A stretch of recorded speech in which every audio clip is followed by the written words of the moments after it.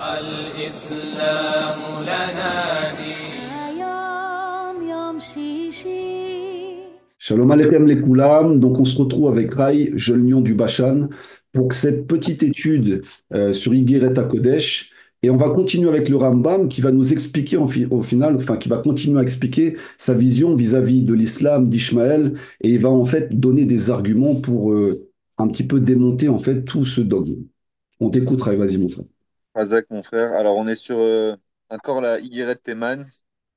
Bon, j'ai dit que c'était une grande lettre. Et là, il aborde un sujet plus précis. Juste, je mets dans le contexte, c'est que celui qui lui a envoyé la lettre, on avait dit que c'était un certain Rabbi Yaakov de Théman, du Yémen. Et il y avait à cette époque-là un juif qui s'était, entre guillemets, qui est devenu moumar. Alors, juif moumar, c'est un terme qu'on utilise quand on veut définir un juif qui a changé de religion, Voilà. devenu. Et, ouais, Défaut. et Moum comme un défaut, c'est ça? ouais, moumar. Et Yehudi moumar, et en fait, il est devenu. Il s'était converti à l'islam, donc il a subi un peu sur les pressions qui vivaient là-bas. Et il a commencé à rechercher dans la Torah, ce juif-là, toutes sortes de preuves, comme quoi Mohammed c'était un vrai prophète. Et il avait des arguments, c'est-à-dire c'est quelqu'un qui connaissait la Torah, et il a commencé à diffuser ses arguments dans des psukim qui faisaient référence à Mohammed. Et on va voir ces psukim dans Bereshit où Hachem il bénit Abraham, etc., avec Ishmaël. Et donc, il lui a écrit tous ces arguments-là. Et le Rambam, en fait, ici, tout simplement, il va être il va approfondir, pas rebondir, mais il va juste lui répondre à tous ces psukim-là. Et en fait, on va comprendre quelque chose d'essentiel qui va venir à la fin. Il dit que dans la Torah, et ça c'est très important de le savoir justement, Eliaou, dans ce genre d'études, il dit dans la Torah, tu peux tout trouver. Il dit quelqu'un, il peut prendre, quand tu prends un passouk, tu le sors de son contexte, tu peux prouver ce que tu veux. Il va donner une référence, il y a marqué, on dit toujours dans le Kriyat Shema, Vavatem Elohim Acherim, et vous servirez des dieux étrangers. Mais quelqu'un qui prend Chazé Shalom, ce passouk-là, il te dit, ah, mais voilà, c'est marqué dans la Torah qu'il faut faire Avodazara. Il dit quelqu'un Alors, en réalité, tu n'as pas compris que ce passouk-là, il vient dans le contexte de, on dit, Vavatem Elohim, Veshtaravetem, Hachem, il décrit que si on fait ça, alors on aura des punitions. Entre guillemets, et sur cette base-là, il va prendre tous ces psukim-là et il va nous faire montrer qu'un passouk, ça s'étudie dans un contexte.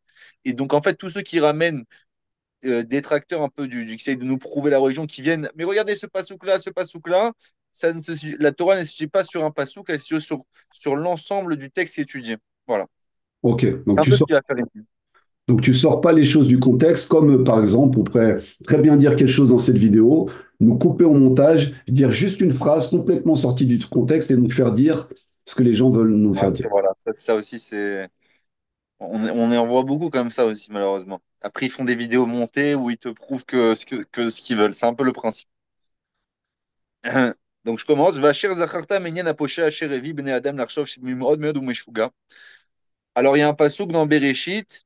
Qu'est-ce qu'il a fait? Il a dit, regardez, il y a marqué dans Bereshit, j'ai le livre devant moi, Perek 17, passouk 20, où là-bas, Avraham, Hachem, il bénit Avraham.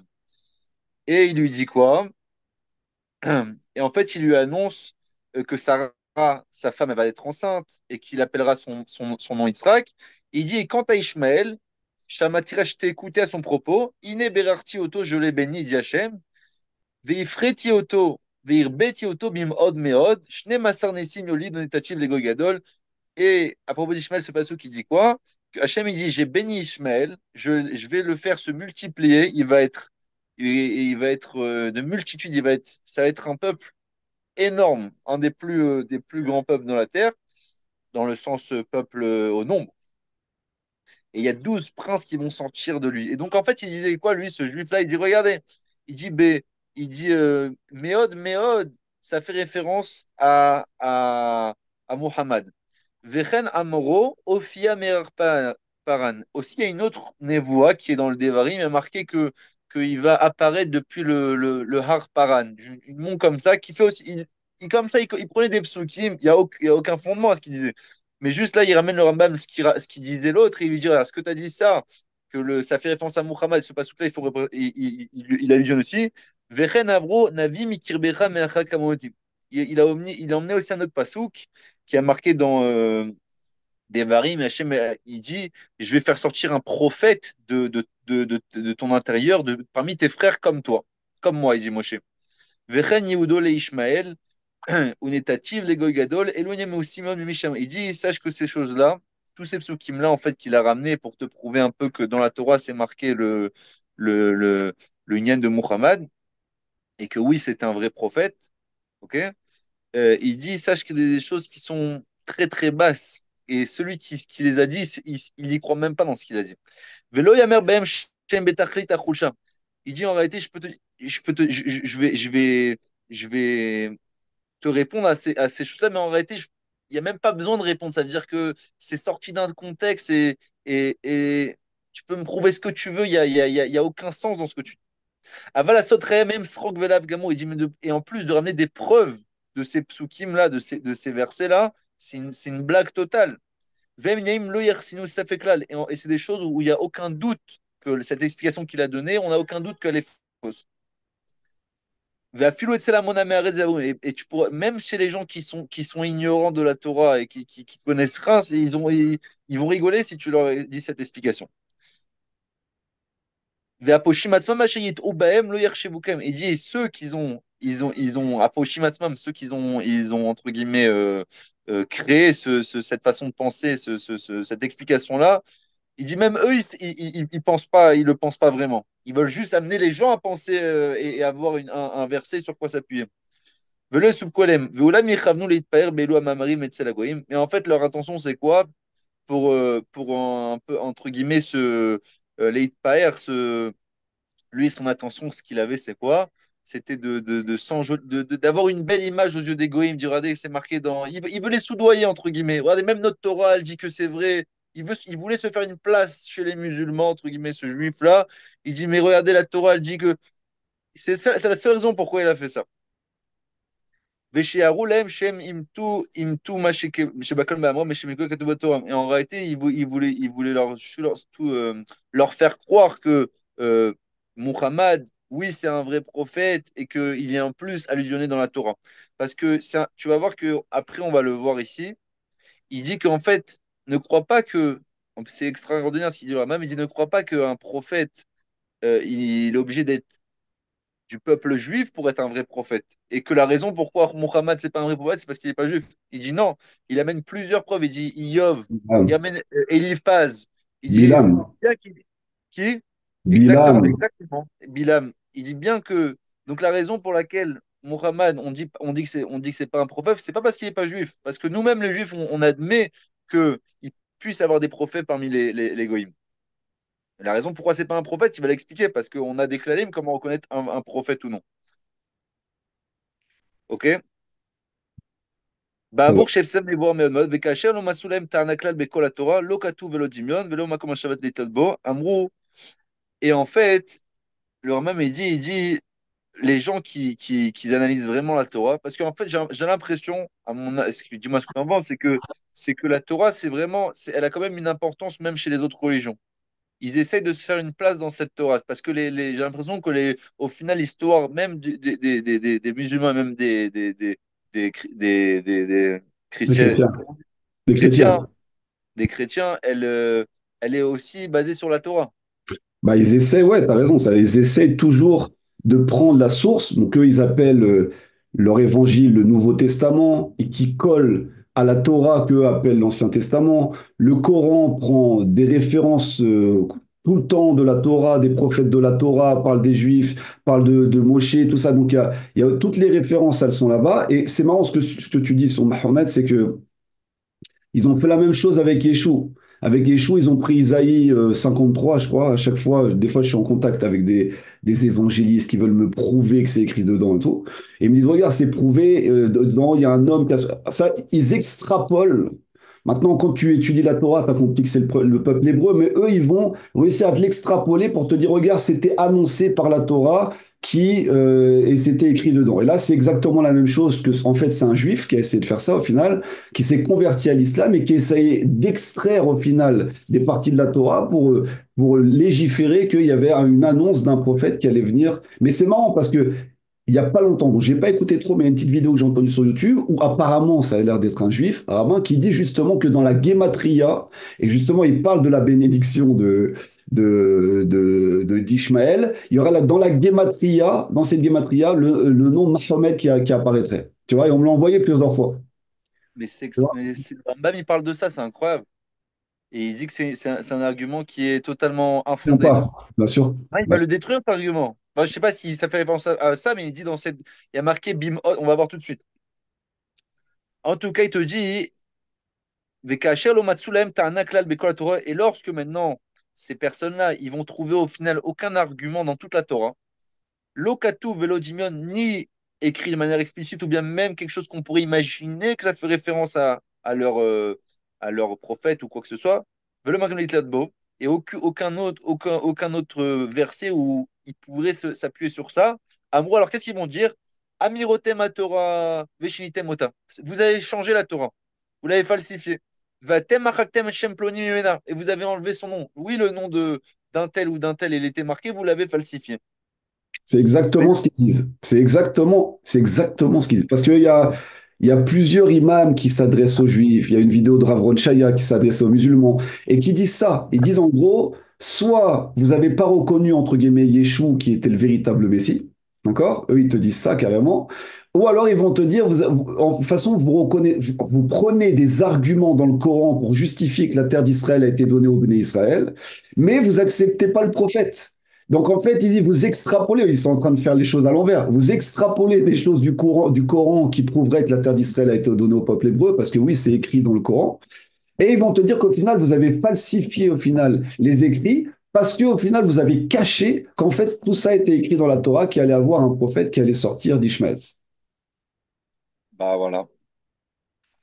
Il dit Velo matsutana tova mizot, imiota betachlit agnu de absurd. Et il dit en réalité, ils n'auront pas trouvé un meilleur argument que celle-là, bien que cet argument il soit extrêmement bas et extrêmement dépréciable. Ou bitoula pashut le hamon de l'achidim, biot.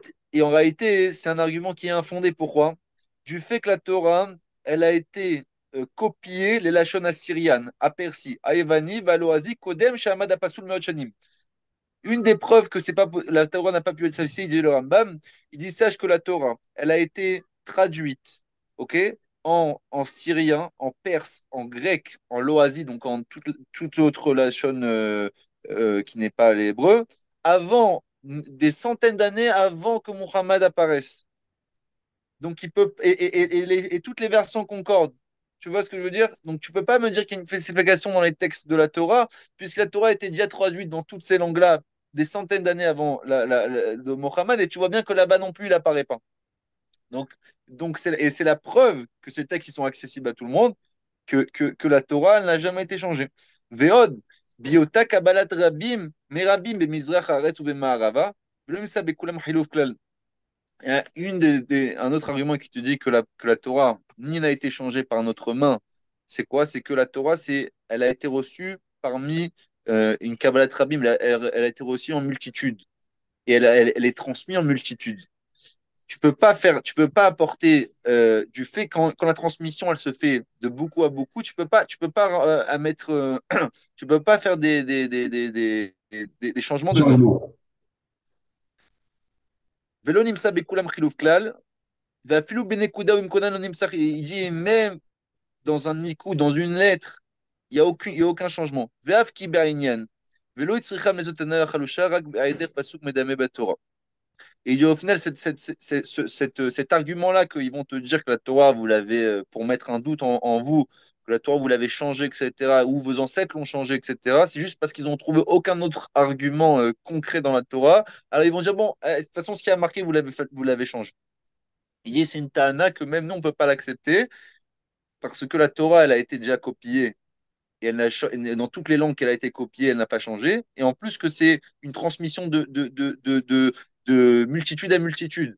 Donc si toi tu la falsifies, lui, comment il peut avoir aussi ta falsification? Tu peux pas falsifier 600 000 personnes en même temps qui vont avoir la même idée de falsifier une chose. Et dispersé partout dans le monde au final, parce que il faudrait aller voir toutes les communautés du monde pour changer tel passage, et sachant qu'en plus, Exactement. on irait contre la volonté divine, puisqu'on nous a demandé de ne rien y ajouter, ni rien retrancher. Un Sefer Torah à laquelle il manque une lettre, ou alors qui est même un petit peu une lettre qui est grattée, il est pas saoul. Brinque sur l'orthographe, sur la façon dont c'est écrit. Donc retirer carrément des passages et des versets, c'est complètement interdit. Veu Shamro, maintenant, apparemment, donc que ce soit les musulmans ou bien les gens qui voudraient donner une légitimité à Mohammed dans la Torah, ils disent que Ishmaël, il a été béni, que ça va être un goy gadol, un peuple, un grand peuple. Il dit Enro tsek doulat never. Alors ils ont dit quoi? Il dit il y a marqué que ça va être un grand peuple. Et c'est quoi la gadlout? Ça veut dire qu'il y aura des prophètes qui vont sortir de lui. C'est quoi un grand peuple? Donc c'est sûr qu'il y aura des. Donc Muhammad, oui, c'est un descendant d'Ishmaël. T'as compris ce qu'il veut dire? Il dit Velo gdoulat adat, aval rov mispar. Il dit non, non, non, non. L'intention, le contexte de ce passouk, quand Hachem il dit Goy Gadol par rapport à Ishmaël, il fait pas référence à une grandeur d'âme et une grandeur de nombre. Que Mais ça on va le être voit. un peuple où il y aura beaucoup, ils Nombreux. vont être des multitudes. On le voit, regarde, ils sont 440 millions dans le monde. 440 millions. Le peuple hébreu, on est à peu près 13-14 millions. Au niveau du nombre, tu vois. Exactement. Au Gouvar Amar Alovde Avodazara, il emmène une preuve, il dit, en plus, il y a un autre pasouk. Si tu crois que quand on dit Gadol, ça fait référence forcément à une grandeur qui n'est pas le nom, il y a marqué Goyim, Gedolim, Varatsumim. Quand on fait référence au Kenaanim, on dit que c'est un peuple qui est Gadol et ils sont Atsum. Pourtant, c'est pas des prophètes, les Kenaanim. Donc tu Bien vois que sûr. le terme de Gadol, le terme de Goy Gadol, il ne signifie pas, comme ils voudraient eux dire, que ça va finir qu'il y aura des personnes qui seront grandes comme des prophètes, etc. Non, c'est juste que là-bas, ils seront Hachem l'a béni, Ishmaël, qu'il aura une descendance qui sera énorme. Ouais. Mais c'est pas les arguments que j'aurais pris. À la rigueur, qu'ils prennent que dans Ishmaël, il y a le nom divin. Donc il y a une partie qui est liée quand même à Kadosh Baruch Hu dans le mot Ishmaël. Qu'ils utilisent ça pour parler de prophétie, je ne sais pas s'ils vont en parler après, mais ça aurait pu être un argument. Qu'ils utilisent le fait qu'il y aura 12 princes, donc les 12 tribus d'Ishmaël, qui sont entre guillemets en opposition ou en complémentarité avec les 12 tribus d'Israël, ça aurait pu être des arguments, mais je ne sais pas s'il va en parler. On va voir. Ukvar ber Hashem Batorah bedobro im Avram. Hashem, il a déjà expliqué dans la Torah, quand il a parlé avec Abraham, qui kolma sheyado mina brachot, tout ce qu'il lui a donné ses brachot, unetinato le Torah levanav, et le fait qu'il lui a donné une Torah, ok, à ses enfants, veivdilo otam, et il a séparé entre guillemets la descendance d'Abraham, lo yelzerak les zera Yitzhak. Ça n'est appliqué qu'à la descendance d'Israël, ou Ploni, Metsura Velavo. Il faut savoir que Ishmaël, lui, il a été annexé, entre guillemets, il a reçu aussi des brachot Ishmaël, bien sûr.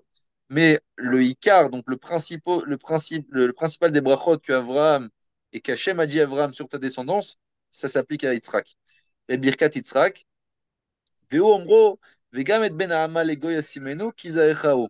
Et c'est comme on voit, c'est marqué dans Bereshit, il y a marqué quoi? Il dit Hachem, Vegam et Ben Haamal et Goya Simeno. Il dit, et même l'enfant de la servante, je vais le rendre un peuple. Kizaechao, parce que c'est ta descendance.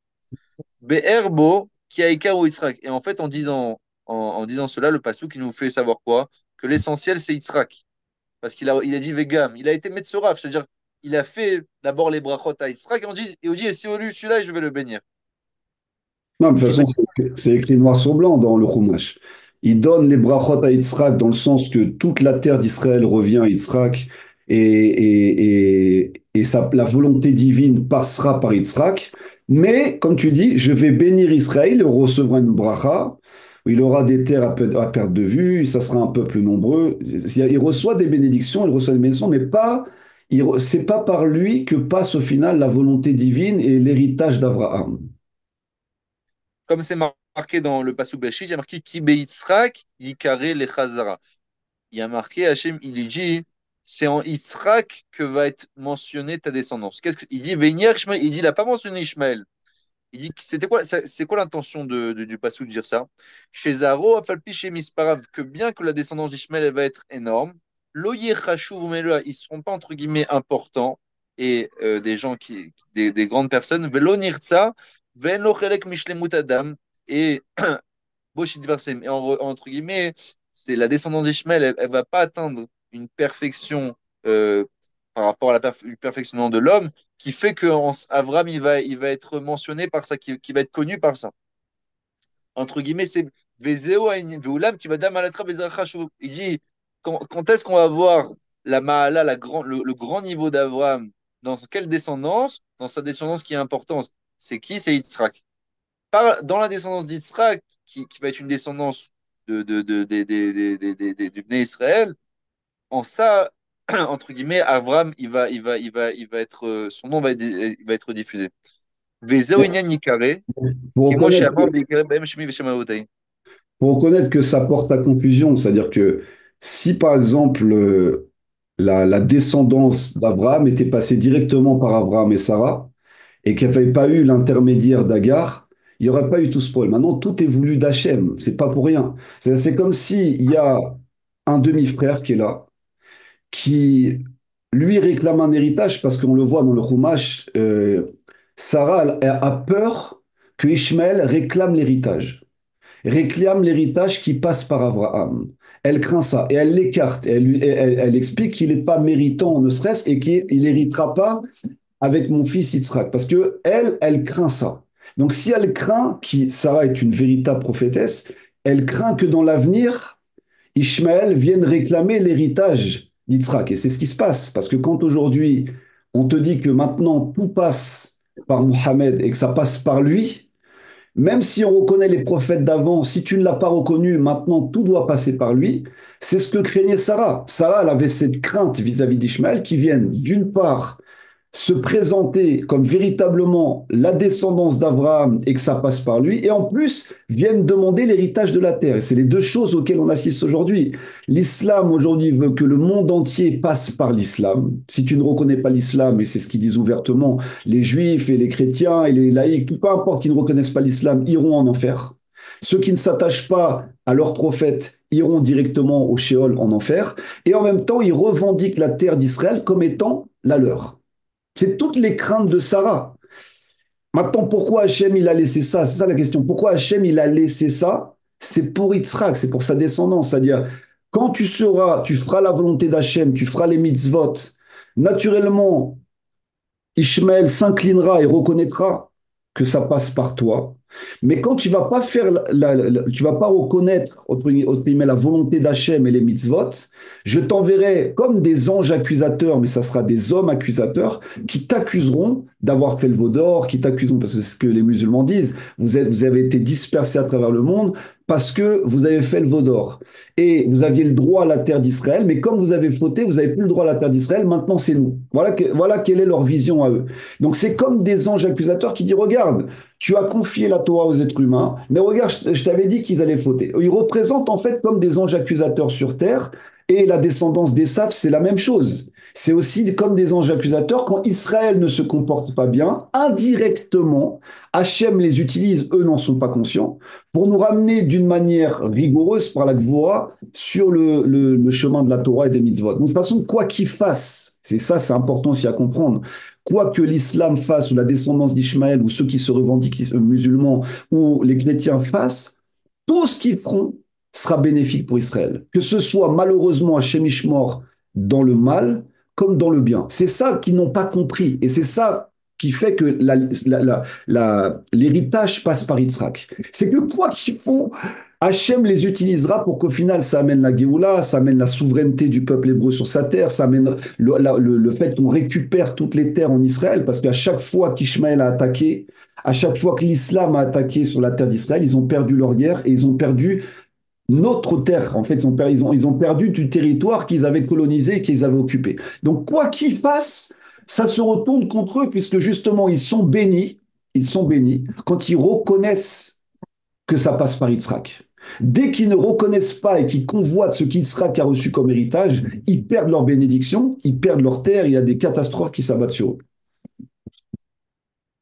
Ordinaire. Mais là, je veux préciser juste que, tu vois, il ramène vraiment pour ceux, parce que j'imagine que moi, la vérité, plus difficile pour moi à comprendre parce que je suis pas là à me demander est-ce que la Torah elle est vraie et tout.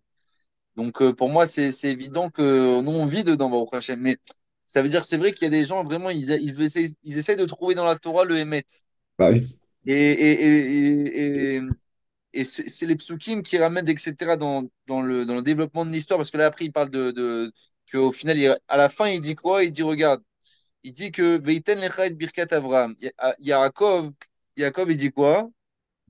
V'o maman Yitzhak, non, Yitzhak, il dit à Yaakov quoi? Il dit, Veiten lecha et birkat Avraham. Il te donne, là, il lui fait passer les bénédictions d'Abraham.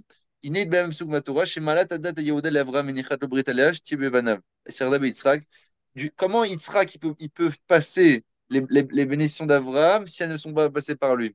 Il dit, tu vois bien que quand Yitzhak, il va bénir Yaakov en lui disant, je te fais passer, entre guillemets, la bénédiction d'Abraham, que ta descendance, elle soit celle qui a été choisie par Dieu, tu vois de là que quoi? Que c'est Yitzhak qui a reçu, que c'est par lui qui est passé la bénédiction d'Abraham. Sinon, comment il peut faire passer une bénédiction de Bichral qui a été donnée à quelqu'un d'autre? Et il dit quoi? Il dit Shemala Tadadana, et Tiarda be Yitzhak. Là, tu vois directement. Donc, en fait, tout dépend de l'analyse de quelqu'un qui veut analyser vraiment et qui, en fait, voilà, moi, pour moi, c'est comment? Quelqu'un qui a foi en la Torah, ok? Juif ou non, et qui se dit, je vais analyser la Torah de manière logique et concrète. Alors, ces arguments-là, ils vont avoir un sens et une importance pour lui.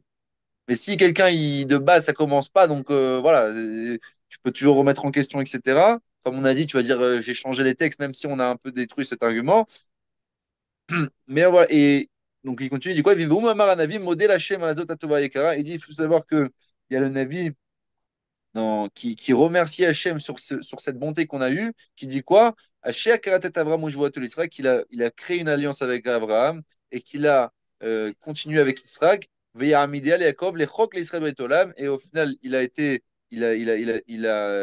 a scellé cette alliance-là avec Yaakov, que ça soit une alliance éternelle avec Israël. Bah, c'est Brit ça Haolam. l'histoire. C'est ça l'histoire, c'est que l'alliance est éternelle et elle passe par Yitzhak. Mais l'islam ne dit pas ça. L'islam, elle dit, tant qu'on fait la volonté divine, l'alliance, elle reste. Mais à partir du moment où vous avez fait le veau d'or, à partir du moment où il y a eu des fautes du Ham Israël, l'alliance est rompue. Et à partir du moment, à ce moment-là, quand l'alliance est rompue, c'est Mais sur quoi il se base? C'est ça ma question. Il se base sur des psukim, des prophètes à nous, genre c'est quoi leur ou bien comme ça ils non, disent. non, non, non, eux, ils se basent sur le Coran, ils se basent sur la Torah, mais en fait, il manque quelque chose. C'est-à-dire, alors ok, le peuple hébreu, une partie a fait le veau d'or, les tables de loi ont été brisées, Moshe Rabbeinu a prié pour son peuple et les Lévim n'ont pas fauté. Donc déjà, il y a toujours les Lévim. Donc si c'était le peuple entier qui avait fauté, on pourrait croire à cette thèse que l'alliance a été rompue, a été brisée. Mais comme les Lévi'im, Moshe Rabbeinu lui-même et une partie du peuple n'ont pas du tout fauté dans la faute du veau d'or, bon déjà, l'alliance ne peut pas être brisée parce qu'il y a une partie du peuple qui est restée maintenue. Donc on ne peut pas en retirer cette alliance si leur thèse, elle tenait. Deuxièmement, c'est en oubliant les prophètes. Parce que les prophètes annoncent clairement les choses. Malgré l'exil, malgré tout ce qui s'est passé après la teshuva du peuple hébreu, parce que oui, on a fait des fautes, on est un peuple humain, et c'est ça qui confirme que la Torah elle est émette, c'est que le peuple humain, comme Adam Arishon, qui lui aussi est tombé, comme tous les personnages de la Torah ont eu des chutes et des remontées, des tshuvot, bah, il y aura une teshuva du peuple hébreu qui va revenir sur sa terre, qui va faire un tikkun, qui va réparer, et ils oublient cette dimension-là. C'est-à-dire, ils sont contradictoires, et c'est là que tu vois qu'il y a un mensonge. Parce que si tu reconnais tous les prophètes de la Torah, et c'est ce que les musulmans disent, on se doit, l'islam nous oblige à reconnaître les prophètes de la Torah. Alors, si vous reconnaissez les prophètes de la Torah, pourquoi vous négligez le fait que tous les prophètes de la Torah ont annoncé un retour du peuple hébreu sur sa terre, une reconstruction d'Yerushalayim, la reconstruction du troisième temple? Où s'est passé tout ça? C'est ça qui est contradictoire et qui te prouve que leur thèse, elle est fausse. Et en fait, que c'est une spoliation, comme les chrétiens ont essayé de faire, il y a peu qu'il y a les musulmans qui ont essayé de le faire, c'est une spoliation en essayant de s'accaparer l'héritage en se disant, tiens, ils ont fauté. Donc nous, on va essayer de prendre la place, comme dans une entreprise. Tu es dans une entreprise, il y a un big boss, ok? Et tout le monde veut la place de celui qui est sous le big boss. Quand celui là en dessous, le big boss, il commence à fauter, bah, les autres, ils commencent à arriver et ils commencent à parler au patron. Regarde, il a fait ci, il a fait ça pour prendre sa place. C'est exactement le même système. On est dans ce même système-là et ils cherchent à trouver des arguments dans la Torah ou à créer, entre guillemets, des altérations de la Torah pour prouver que maintenant, c'est eux. Et en fait, c'est très, très grave ce qu'ils font. Quand on comprend, on va au bout. C'est extrêmement grave parce qu'ils vont contre la volonté divine. C'est-à-dire, eux s'accaparent, et c'est ce que tu as dit sur leur prophète. Leur prophète, c'est accaparer le pouvoir du créateur. Son but, c'était prendre le pouvoir du créateur. Maïmonide le compare justement à de la folie, et on comprend d'où ça vient. On sait que Esav s'est marié donc avec la fille d'Ishmaël, Mahalat, qui veut dire également la folle. C'est une forme de folie, puisque Ishmaël et Esav, les deux veulent l'héritage d'Yitzhak et de Yaakov depuis le départ. Il y a toute cette guerre-là qui est là. Donc ils se sont associés les deux pour créer des religions hybrides qui viennent quand même tirer de la Torah, parce que dedans, il y a quand même l'histoire d'Abraham, qui est un de leurs ancêtres quand même. Et leur but, c'est de récupérer en associant leurs forces. C'est pour ça qu'aujourd'hui, l'islam reconnaît Yeshua, et on parle comme un messie, d'autres comme un prophète. Et ben oui, carrément. Et d'ailleurs, ils le disent, vous êtes partis en exil parce que vous n'avez pas reconnu Yeshua. C'est pour ça que vous êtes partis en exil. Donc, ils ont exactement le même discours qu'Esav, puisqu'on sait que le christianisme, même si en apparence il avait l'air hébraïque, c'est une infiltration d'Esav qui est rentrée à l'intérieur du Ham Israël. Donc, tu vois, c'est énorme. C'est une quête de pouvoir et c'est extrêmement grave. C'est pour ça que le Créateur va rire d'eux. Il va rire de leur religion, de leur invention, puisque la chronologie historique et ce qui se passe dans le monde prouve tout le contraire. On voit bien que le peuple hébreu revient sur sa terre, qu'il avait les plus mauvaises cartes en main pour pouvoir revenir, exilé, sorti de la Shoah, rien, pas d'armée, rien du tout. Aujourd'hui, on voit que c'est une superpuissance qui est en train de se reconstruire sur sa terre et toutes les tentatives du monde musulman, du monde occidental de le détruire dérapent. Razak, vraiment, c'était bien riche. Là, regarde, tu m'as parlé tout à l'heure de. Il va dire quelque chose de très étonnant. Bon, moi, je suis pas un connaisseur dans le Coran, etc. Donc, mais je vais dire ce que l'homme m'a dit. Il dit, Wima Shiraou Sheteda. Il dit, c'est convenable que tu saches, chez Hachem, chez Choshvim, à Ishmaelim, chez Ukatou Torah, que le nom que les musulmans, que les Ishmaelim, ils pensent qui est écrit dans la Torah, Hachem Itlim Aposhimbo Shubim Od Meod, que, entre guillemets, ceux qui fautent, ceux qui veulent, entre guillemets, prouver que dans la Torah, c'était allusionné le Inyan de Muhammad, il dit, c'est marqué dans Bim Od Meod. C'est quoi Bim Od Meod? Et non, même Het, même Dalet. Bim Od Meod, c'est cette gazamatria, je pense que c'est la même gazamatria que tu m'as dit. Bim Od Meod, alors Meod, c'est quoi? C'est 45. Meod, c'est encore 40, 90 et 2, 92. Il dit, et c'est quoi Muhammad? C'est même Chet, même Dalet. Même Chet, même Dalet, ça fait combien? Ça fait 92. Il dit, mais sache que non, ça, c'est un haïdouch, hein, mais ça, c'est, enfin, pour moi, parce que je connais pas le Coran. Il dit, Elaou Aleph Chet, même Dalet. Kenu Leshon Ma'amaran, Shimasu Katu Batora ou Be'avon Gideon Shemo Ahmad. Il dit, sache que dans les vrais textes Shimatsu qui sont marqués dans où, il dit que c'est marqué dans les évangiles, parce que là même il a étudié tous les livres, même des chrétiens, etc., quand il parle, pas comme moi. Il dit, mais c'est marqué même dans les livres des chrétiens. Et là, il dit, il y en a qui disent dans les évangiles, etc., que son nom au prophète, c'est Ahmad. Mais ça irait encore plus loin que, entre guillemets, ils ont intentionnellement changé le mot Ahmad en Muhammad pour que ça corresponde avec Bim Od Meod. Parce que quand Bim Od Meod, c'est quoi Bim Od Meod, juste qu'on remet dans le contexte, on vient de dire que quoi? Et c'est le Rambam qui dit ça. Il dit que il a vu dans des guilliones, dans des parchemins où c'est marqué comment dire, la Bible, ou je sais pas, mais le Nouveau Testament, etc., que là-bas, c'est marqué Ahmad. Et même dans les guilliones, son nom, c'est Ahmad. Et que si c'est Ahmad, donc déjà, ça correspond pas avec le nom Bimhod Mehod, Kemispar Zachem Shirachel Sheu Katubo, comme le nom, parce que Muhammad, c'est très intéressant. Mais Mohammed, même Chet, même Dalet, ça fait combien? Même Chet, 48. Même, c'est encore 40. Ça fait 88. Dalet, ça fait 92, comme on dit. Mais c'est quoi Bimod Meod? Comme on a dit, Hachem, il a dit à Abraham, je l'ai béni d'une grande bénédiction Bimod Meod. Et eux, ils ont dit, mais regarde, Bimod Meod, c'est la guillemette de Muhammad. C'est ça qui a allusionné. Il dit, mais sache que son nom Muhammad, c'est même pas le vrai nom que du prophète de base, du faux prophète, c'était Ahmad de base. Et il y a eu un changement pour qui s'est diffusé à l'échelle du monde. Donc je sais pas comment ça s'est fait, mais c'est voilà. Ah, de toute façon, c'est pour ça qu'en fait, on peut pas. En fait, c'est une erreur, je pense, de vouloir prouver la véracité de la Torah par le Coran. Beaucoup essayent de faire ça. En fait, si tu veux prouver une véracité, tu vas à la source. Tu vas pas dans une spoliation de la source. Parce que là, tu risques de t'embourber au final. Et c'est ce qu'ils veulent faire. Maintenant, il faut bien expliquer que le Rambam, lui, il a été étudié, il a défendu de le faire, parce qu'il y a un risque de rentrer, de se faire posséder. Hein. C'est une possession par des entités qui vont essayer de semer véritablement le trouble dans ta tête. Donc, il faut éviter, en général, les personnes qui ont cette faculté-là, ils ont une grande force de Torah, mais il faut faire très attention parce qu'il y a c'est des grandes, grandes, grandes manipulations. Et il faut savoir quand même que le Coran, c'est tous les textes de la Torah, du Talmud, tout ça qui ont été récupérés, compilés, tricotés, c'est que ça. Mais complètement spoliés. Il faut bien savoir que tout ça, ça vient de la Torah. Donc, comme tu l'as dit, c'est ce Yehudi qui est parti se convertir à l'islam, qui était un connaissant.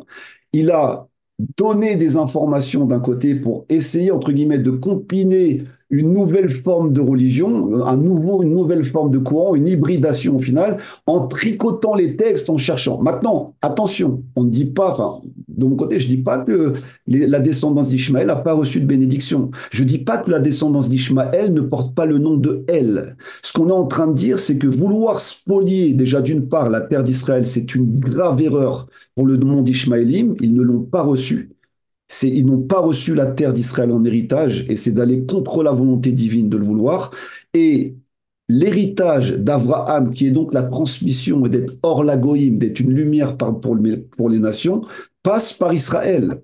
C'est là le danger. Maintenant qu'il soit béni, qu'il soit attaché à Abraham, notre ancêtre, et qu'il soit connecté à la Torah, Bezrat Hashem, que ça fonctionne comme ça. Sans qu'on veuille les convertir et qu'ils deviennent des juifs, mais que ce soit des respectants des sept lois noachides. Et déjà, ils en respectent pas mal. Mais le danger, c'est de vouloir, entre guillemets, s'approprier, prendre le pouvoir divin, alors qu'il ne leur a pas été donné, et nous-mêmes, on n'a pas été le prendre. On a été choisis pour ça. Donc, c'est une façon de spolier le Créateur et de voler directement le Créateur, sachant que dans leur idée à eux, leur but, c'est de nous faire reconnaître leur prophète, d'une manière ou d'une autre. Si on le reconnaît, on se met dans un statut de dhimmi, donc de soumission vis-à-vis d'eux. On reconnaît leur prophète qui, pour eux, est les derniers prophètes et qui va venir asseoir les choses. Vous ne pouvez pas le faire au peuple hébreu. Peut-être avec les autres peuples, ça marche, mais avec le peuple hébreu, ça ne marche pas. On a un peuple à la Ukraine. Même avec le Créateur a du mal avec nous et c'est pour ça qu'il nous a choisis, parce qu'on a la nuque raide, parce qu'on remet tout en question et on cherche constamment le Hémet. Donc ça va être très difficile. Je vous conseille d'abandonner, parce que c'est du temps perdu, et de faire comme votre ancêtre Ishmaël, de reconnaître que les choses passent par Yitzhak. On est des demi-frères, il y a de grandes bénédictions qui vous attendent si vous respectez la volonté divine, mais comme nous, il y a de grandes malédictions qui vous attendent si vous ne respectez pas la volonté divine, et c'est la même chose pour nous. Razak, Léon. Alors, là, tu vois, tout à l'heure, je t'avais dit un autre argument. Il a dit Ophia meher paran. Il dit que ça fait référence à Mourad. Là, le Rambam, c'est très technique en fait. Il va te dire, il va te prouver que dans le Lachon, c'est vraiment, il est rentré c'est-à-dire, il est émettre le Rambam. Il cherche pas, il te dit, regarde, tu veux me dire que Ophia meher paran, ça veut dire que quelqu'un va apparaître dans le futur meher paran. Et en gros, il fait tout un développement pour te prouver que Ophia, ça fait référence, c'est quelque chose qui revient sur le passé. Et il développe, il dit que ça fait référence quand Hachem il s'est dévoilé, etc. Mais en fait, il y a toute une étude. Je pense, à mon humble avis, tu vois que ils étaient un peu perdus quand même au Yémen, etc. Il lui ramène tous ces ochachot-là, il lui prouve A plus B à chaque fois. Chaque ochot, il a été comme, bien qu'il a dit dans l'Agdama que normalement, il aurait pas dû les considérer ces preuves-là parce qu'elles sont un peu ridicules. Mais quand même, le Rambam, il va dans le sens de ces preuves-là et il lui rentre dedans et il lui prouve que tu peux même pas dire ça. C'est-à-dire, toutes ces preuves que tu me ramènes, que ça fait référence à lui, regarde, la syntaxe du passouk, elle marche pas. Ça, c'est ce qu'il va faire dans les lignes qui suivent. Et après, il y avait un autre passage qu'on a ramené. Il dit quoi? Navi mikirbecha me'achecha.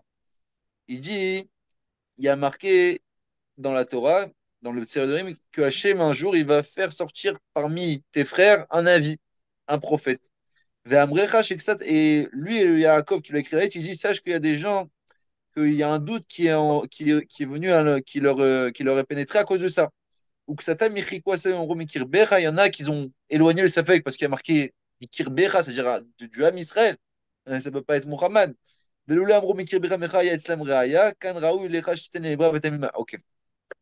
Et là, là, on l'a rentré dans. Ça, c'est peut-être qu'on va continuer sur mais c'est très important. Il dit, il y en a. Donc, dans le contexte, c'est quoi? Il y a le Passouk dans Devarim qui dit, Hachem, il dit, il y a plus tard, oui, ça fait référence dans le futur, il y a des navires qui vont sortir du Ham Israël. Pas du Ham Israël. De ton intérieur, il y aura des navires qui vont sortir. Et de ce pasouk-là, alors il a voulu prendre celui, je regarde, il y a des preuves que plus tard, il y aura des nôtres Nevim et tout.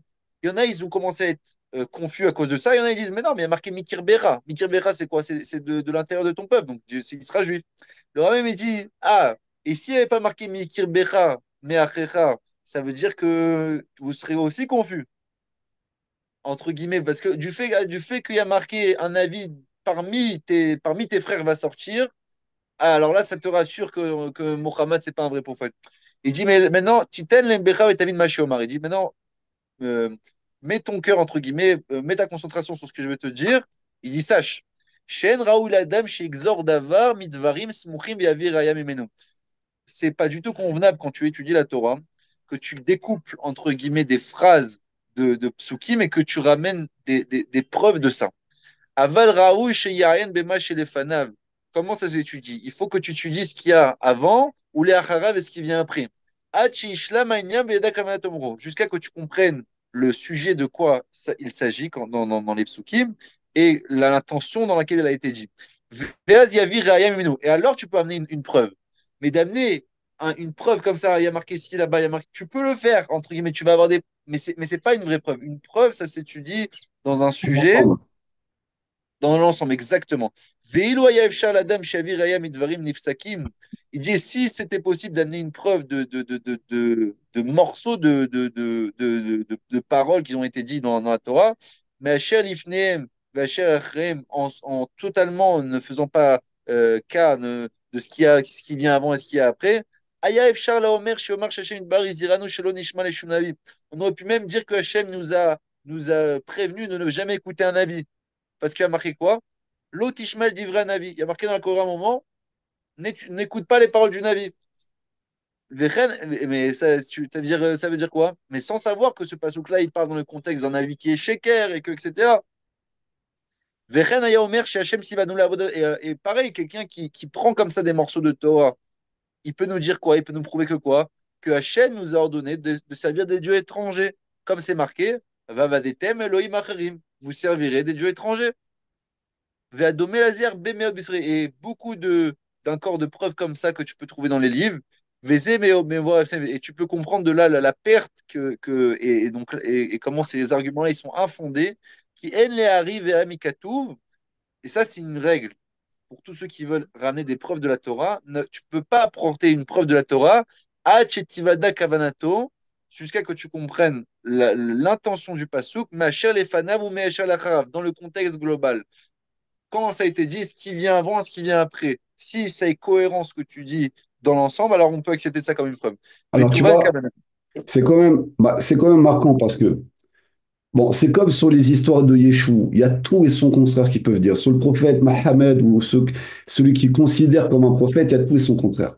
Et un avis, qu'est-ce que lui, il dit? Un avis, il dit, il va se passer telle chose à telle époque d'une manière précise.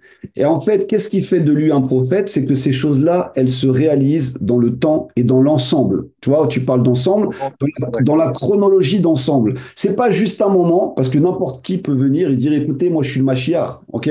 Je suis le Mashiach, et il a tellement une force de pouvoir parler, de convaincre les gens, qu'une grande partie des gens peuvent tomber dans le panneau. Qu'est-ce qui va prouver qu'il est le Mashiach, comme l'a très bien enseigné Maïmonide? C'est les choses qu'il va réaliser. Et c'est la même chose au final pour tous ces discussions. On voit qu'est-ce qui se passe dans le temps. La bénédiction d'Hachem a donné, oui, une grande bénédiction aux Ishmaélim, et c'est devenu une grande nation qui s'est étendue partout à travers le monde. Et on l'a vu, il y a plus de 440 millions de musulmans partout à travers le monde. C'est une réalité. Hachem ne ment pas. Donc si Hachem ne ment pas, il ment pas pour le reste. Parce que si par la suite, dans le passage, il dit, mais ta descendance passera par Yitzhak, lui héritera de la terre, et ma volonté passera par lui. Et tu vois bien que malgré que les musulmans soient extrêmement nombreux partout à travers le monde, bah, on voit bien que la volonté d'Hachem, elle passe par le peuple hébreu. On voit bien que les klalotes qui ont été promis au peuple hébreu de s'abattre sur lui s'il ne respectait pas la Torah, c'est abattu sur le peuple hébreu. On voit bien que les bénédictions, quand ils respectent la Torah, s'abattent sur le peuple hébreu. C'est une réalité. Tu peux pas, comme tu l'as très bien expliqué, Mohamed dit, sortir les choses du contexte, d'accord? Prendre juste une petite partie, sans oublier, en oubliant la chronologie dans l'ensemble. Et tu vois bien que dans l'ensemble, les bénédictions d'Hachem se réalisent autant pour Ishmaël, autant pour Israël. Israël est en train de récupérer sa terre, l'entièreté de sa terre, d'une manière ou d'une autre, qu'il y ait des accords de paix, d'Oslo, des tentatives pour essayer. Quoi qu'il se passe, Israël est en train petit à petit de récupérer sa terre et la chronologie, l'histoire est en train de nous le prouver. C'est réalisable, c'est tangible. La dispersion, le peuple musulman, ishmaélite, n'a pas été dispersé à travers le monde, n'est pas parti en diaspora. Tout ça n'a pas été écrit sur Ishmaël. Il y a écrit, ce seront des commerçants, ils tiendront la tête à leurs frères, ce sera des zonarques, ils auront des terres à perte de vue, mais ils n'auront pas la terre d'Israël. Pourquoi s'acharner et risquer pour eux de tout perdre? Risquer de tout perdre. Nous, on n'a qu'une seule terre à perdre. Eux, ils n'ont pas une terre, ils ont 22 terres. 22 terres. 22. Ils risquent, en allant contre la volonté divine, de perdre toute la bracha, parce que la bracha, elle a une condition. La bénédiction se développe si le peuple fait la volonté du divin. Et pour nous, c'est la même chose. C'est pas on est arrivé en terre d'Israël et quoi qu'on fasse, tout ira bien. Nous aussi, on a une grande teshuva pour mériter ce grand cadeau que nous a fait Hachem, la terre d'Israël, les commandements de la Torah et la volonté divine. C'est pour tout le monde pareil. Donc, tu vois, pour répondre à tout ça, maintenant le Rambam, je comprends, lui, il avait besoin de donner des arguments à des Yéhoudis qui vivaient au Yémen, dans des pays musulmans où il y avait une pression qui était mise sur eux énorme, et ils vivent dans une atmosphère musulmane. Nous, on est souverains. Aujourd'hui, on a la chance, notre génération, de vivre souverain sur notre terre, avec notre Torah, sans avoir d'ingérence au-dessus de nous, même si les Américains, tout ça, essayent. Mais au final, il n'y a que Hachem qui règne sur Yerushalayim et sur la terre d'Israël. Donc nous, on a cette chance-là, on le sait et on le vit. Tu vois, il y a peut-être 3, 4, 500 ans, c'était dur pour les Thémani de se dire ça. Mais aujourd'hui, nous, on le vit. Donc, qu'on lise Iguéret, cette lettre-là, elle est extraordinaire parce qu'on se rend compte que tout s'est réalisé. Autant pour les Ishmaélim qu'autant pour les Israélites. C'est la même chose. Donc, c'est ça un prophète. Un prophète, il te réalise dans la matière la réalisation de la chose. C'est vrai. Le Mashiach, pareil. Ça ne sert à rien de croire, lui, c'est le Mashiach, le Yenouka, c'est le Mashiach, aussi c'est le Mashiach. C'est du temps perdu. Vous perdez votre temps. Quand il aura reconstruit le temple, ramené tous les Hébreux en Eretz Israël, faire la guerre de Gog et Magog et dévoiler Hachem sur la planète entière, ok, c'était Mashiach. C'est tout. C'est Mashiach. Pourquoi vouloir nous faire passer Yeshua, comme on en a parlé sur les autres lives pour Mashiach, c'est tout le contraire. On n'a vu rien de ce qui était annoncé par les prophètes et par Hachem de ce que c'est la Géoula. D'accord? Mais par contre, si tu le suis, lui, ça y est, été sauvé de l'enfer dans un autre monde. C'est de l'illusion, c'est de la poudre aux yeux, je dirais même, c'est de la sorcellerie. C'est de la sorcellerie. Toutes ces choses-là sont de la poudre aux yeux, de la sorcellerie. Si tu crois, c'est basé que sur la croyance, basé que sur une illusion. Maintenant, comme tu l'as très bien expliqué, regarder la chronologie dans l'ensemble et regarder la Torah dans son ensemble. Et ça se réalise aujourd'hui. On vit les réalisations prophétiques de la Torah. On vit, nous, en tant que Yehudi, souverains sur notre terre. Et personne ne pourra arrêter ça, si ce n'est nous, par nos comportements. C'est tout. Merci, mon frère. On se dit la semaine prochaine, mon frère. Hanouka Samer. Hanouka Samer, mon frère.